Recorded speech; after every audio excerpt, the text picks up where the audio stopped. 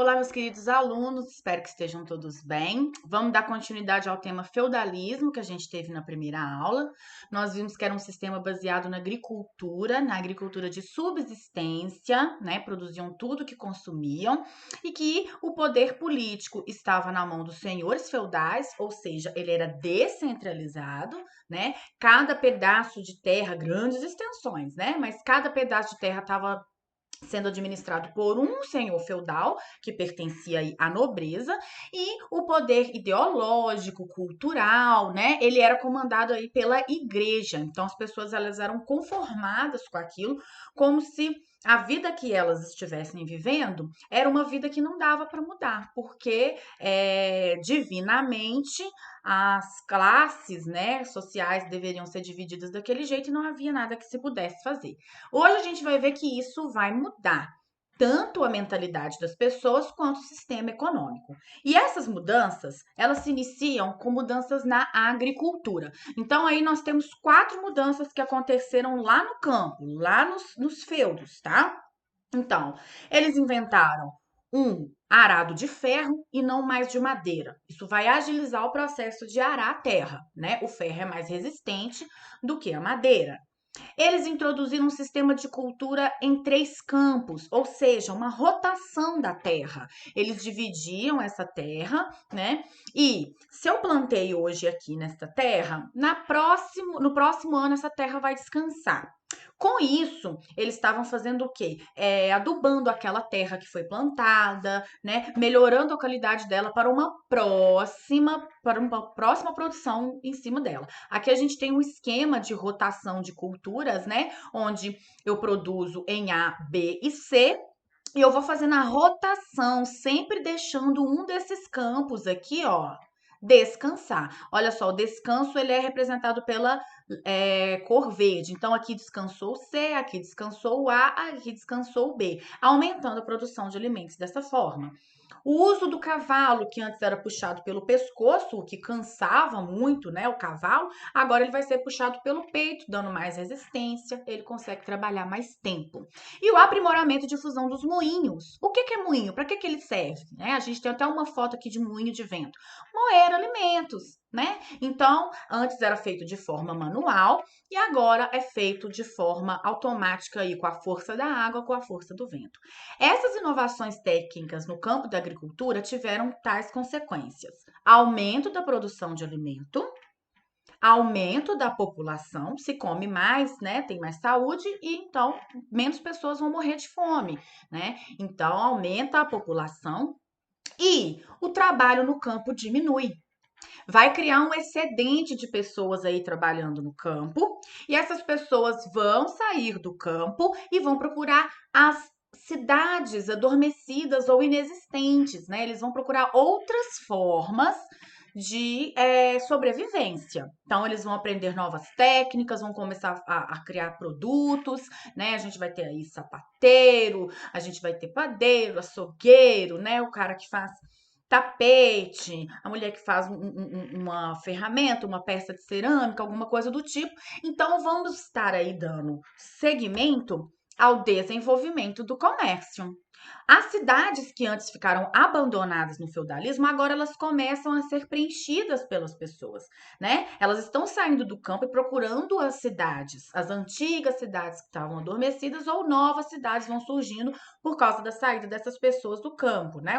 Um êxodo rural. As pessoas saem do campo e vão procurar as cidades. Uma das características desse desenvolvimento do comércio eram essas feiras medievais, onde você tinha presente, né? Mercadores de várias partes do mundo e da Europa para vender esses produtos que estavam sendo produzidos tanto no campo quanto os produtos que começaram a ser produzidos nesse renascimento aí das cidades. Que a gente tem até uma imagem representando aí uma feira dessas medieval. Você encontra várias atividades sendo feitas aí, ó, venda de produtos, de comida, né? Aqui de frutas, aqui uma negociação, parece que ele tem umas gaiolinhas, deve estar vendendo algum animal, alguma coisa assim, né?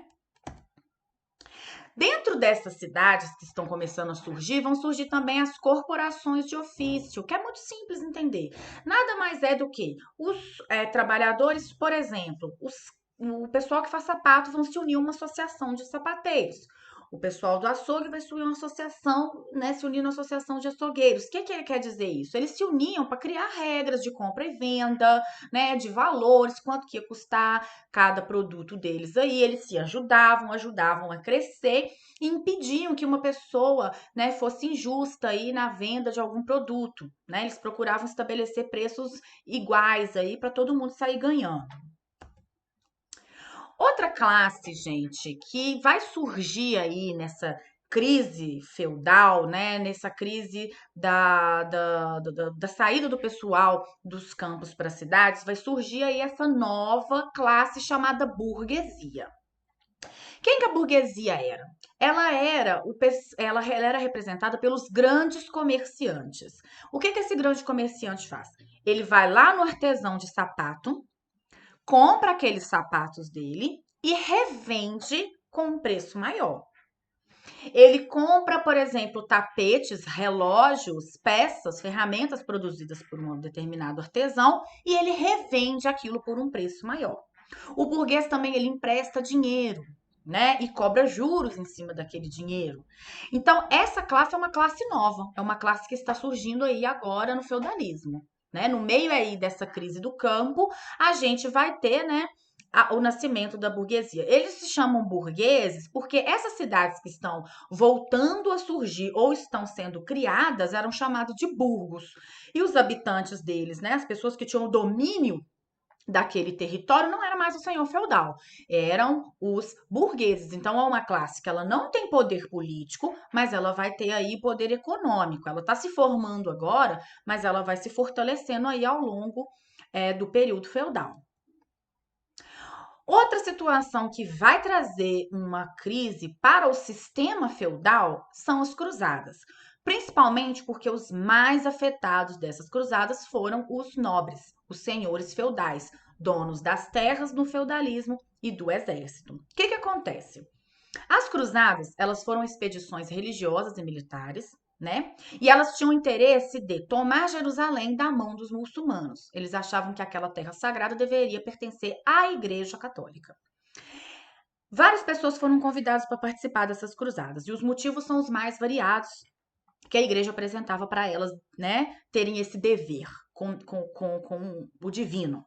Primeiro, se você era um camponês, servo, né, pobre, que estivesse passando necessidade, você deveria ir para as cruzadas, porque se você falecesse, você ia para o reino dos céus. E se você ficasse vivo, talvez você conseguisse algum pedacinho de terra. Esta mesma promessa foi feita para a nobreza.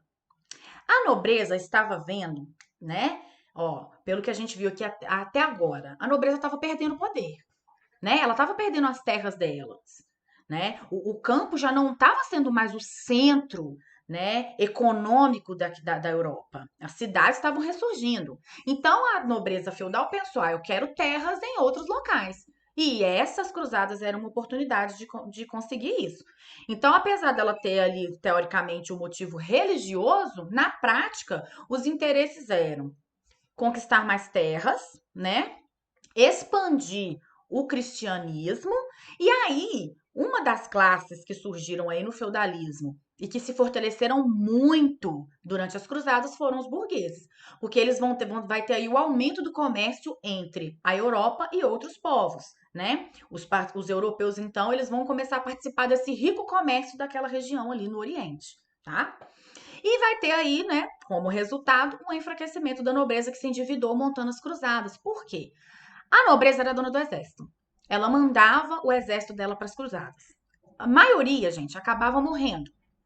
E aí, ela precisava investir em mais homens para mandar para lá. E ela acabou pegando dinheiro, né?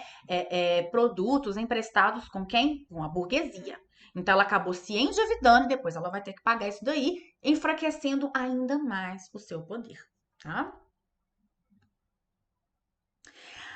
Além de tudo que está acontecendo, que passou a prejudicar o sistema baseado nas terras, a gente vai ter uma crise no século XIV, né?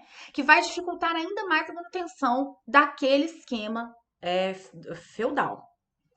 Temos três motivos aí: peste negra, guerra dos 100 anos e a revoltas camponesas. A peste negra, gente, ela vai matar por volta de 25 milhões de pessoas na Europa. Não tinha cura. E a propagação dessa doença, ela era muito fácil naquela época, porque ela era passada pelo rato, do rato para as pessoas. Só que o rato não precisava te morder, né, para você pegar a peste negra. A pulga que picava o rato, quando te picasse, você já pegou a peste negra, né? Não tinha cura, tá? As pessoas acabavam morrendo mesmo. Então, cidades inteiras foram dizimadas, campos inteiros foram dizimados. Isso vai trazer aí, gente, um prejuízo enorme para a população, principalmente questão de mão de obra. Por quê? As pessoas que trabalhavam começavam a morrer, tá? A Guerra dos 100 Anos também fragilizou muito o sistema feudal. França e Inglaterra eram grandes representantes do feudalismo. E eles entram em guerra e, ao mesmo tempo, eles entram em crise, né? Isso vai trazer consequências para a validação do sistema feudal. Ele realmente funciona, né? E para fechar o pacote, as revoltas camponesas. Os camponeses não queriam mais serem servos. Assim, trabalhar e não receber nada por isso. E ainda ter que pagar uma parte do que estavam produzindo para o senhor feudal. Eles queriam ser assalariados. Se eu produzo aqui trigo, milho, cevada, eu quero ser pago pelo meu trabalho. Né? E eles vão fazer revolta mesmo, vão pegar em arma, vão para cima dos senhores feudais, vai ser assim, uma coisa que eles não esperavam. Isso tudo, gente, faz com que o sistema feudal esteja caminhando para o fim.